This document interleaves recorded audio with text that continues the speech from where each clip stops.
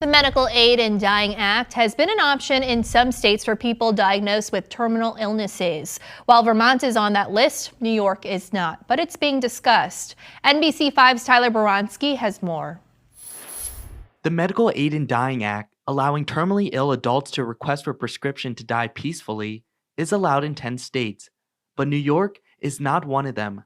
This legislation was introduced 8 years ago, and it still hasn't passed, in spite of the fact that a significant majority of physicians in New York State are in favor of it. Advocates believe that the New York State Assembly won't pass it because they value the quantity of life over the quality. Additionally, they believe it's not on most lawmakers' radar because it hasn't hit home for them personally. This is not a priority for anyone until it is, until you or a loved one are faced with unbearable suffering at the end of life. And then it becomes absolutely clear to people that there needs to be another option. Nancy Murphy understands the value of having it as an option. Her sister, who lived in Vermont, took advantage of it 7 years ago.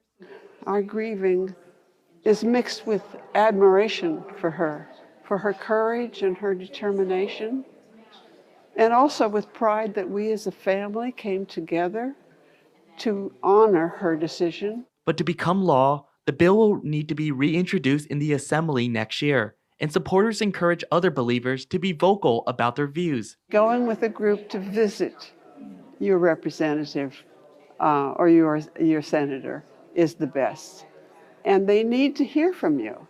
Because they believe ultimately it's about giving people a chance to be in the driver's seat of their own lives. This to me is a way for people to die with dignity, to die without extensive suffering, and to make their own decisions with their loved ones surrounding them and ending up in a peaceful way.